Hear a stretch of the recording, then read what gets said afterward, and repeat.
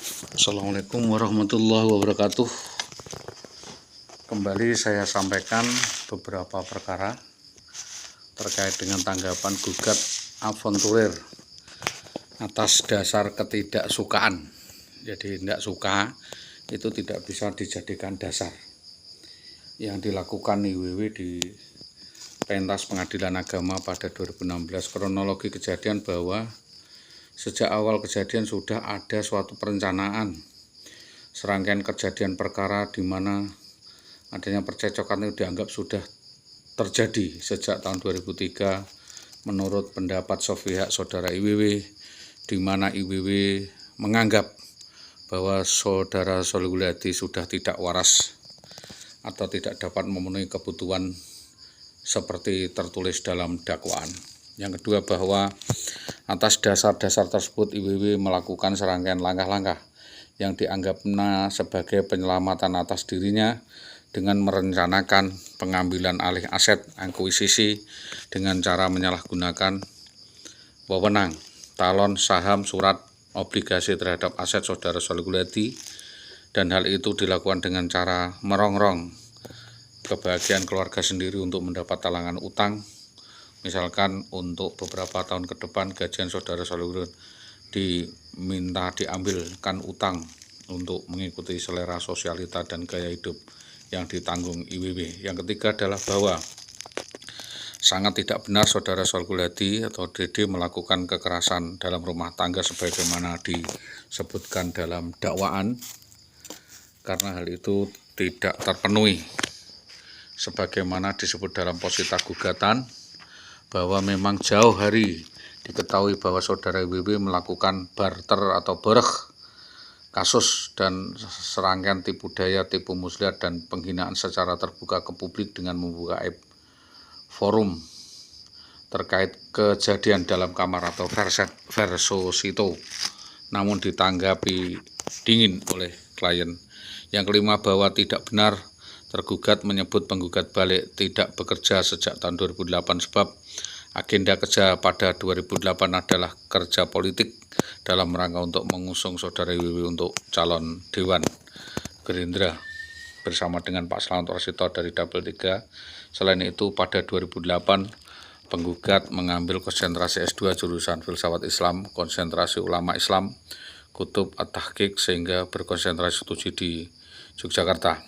Pada 6, bahwa 2001-2003 klien menempuh S1 Pendidikan Bahasa Inggris di UNES, lulus 2003 dari program DMAP Depak bekerja sama dengan IDB dan UNDP. Klien cuti 2008-2010, lalu 2011 aktif kembali mengajar di SMK Permata Nusantara Gabus sampai 2013. Mulai 2014 klien disibukkan menghadapi gugatan cerai berperkara pidana verjaring yang dilakukan IWW dan kroni-kroninya dengan modus penerapan pemerasan terselubung, intimidasi, teror, persekusi, di mana tergugat IWW mengancam cerai dan minta dibelikan rumah di Pati dan diberikan mobil dan minta hak anak-anaknya, namun karena beberapa hal tak bisa terpenuhi dan terpenuhi tuntutan cerai saja. Yang ketujuh, bahwa sebelum bercerai diajukan IWW sudah terlapor di kepolisian yang berwajib terkait dugaan keraman, perselingkuhan masif, pencurian, penculian, penggelapan, pembegalan, rekayasa kasus, dan kabur dengan kekasih gelapnya yang dalam penyelidikan, sehingga dengan sampai sekarang sangat sulit ditemui karena persekusi, pengancaman, dan perampasan. Yang ke-8, bahwa IWW tidak pernah mempertanggungjawabkan hak insentif tunjangan gaji sebagaimana kepada suaminya sejak 11/11/2011 karena pelariannya juga masih misteri, dan gugat cerainya verset tanpa ada kehadiran yang digugat, maka bahan pertimbangannya harus adil.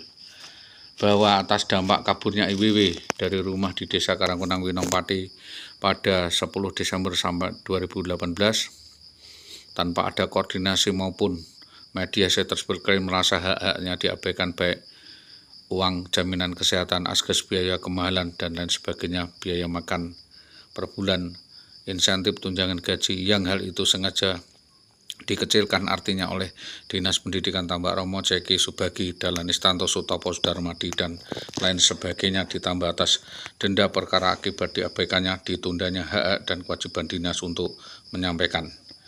Yang ke-10, bahwa saudara klien telah dirugikan secara moral maupun material untuk dapat diperhitungkan.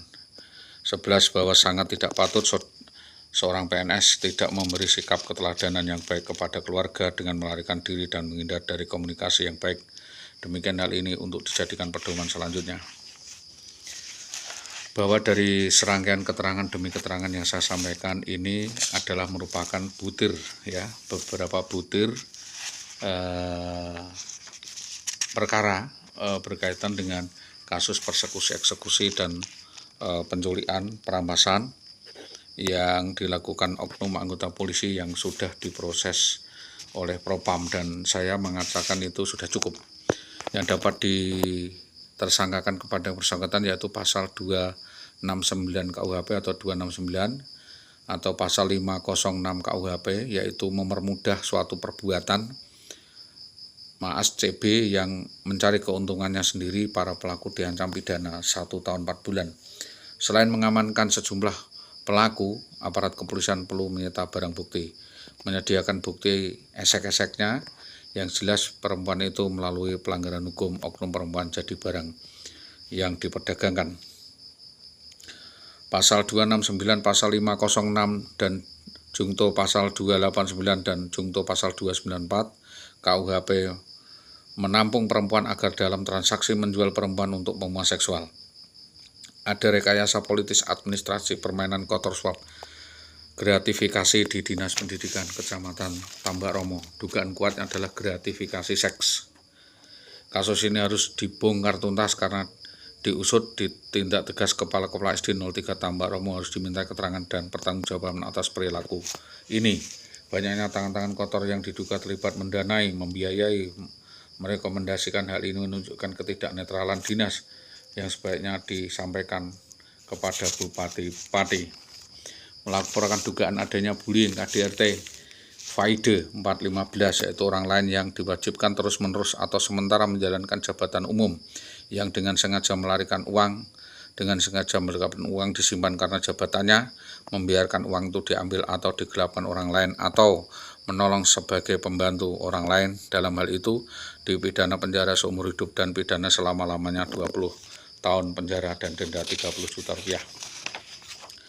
Selanjutnya atas amanat yang kami sampaikan, beberapa hal yang menyangkut hal itu akan saya buka di Polsek Gabus, karena Polsek Gabus sebagai polsek yang netral atau tengah-tengah, tidak di Tambak Romo maupun tidak di Winong, sehingga nanti bisa dari Polsek Gabus disampaikan kepada Polresta Pati. Demikian apa yang dapat kami sampaikan. Atas kerjasama yang baik dari semua pihak kami sampaikan terima kasih. Selamat malam. Assalamualaikum warahmatullahi wabarakatuh.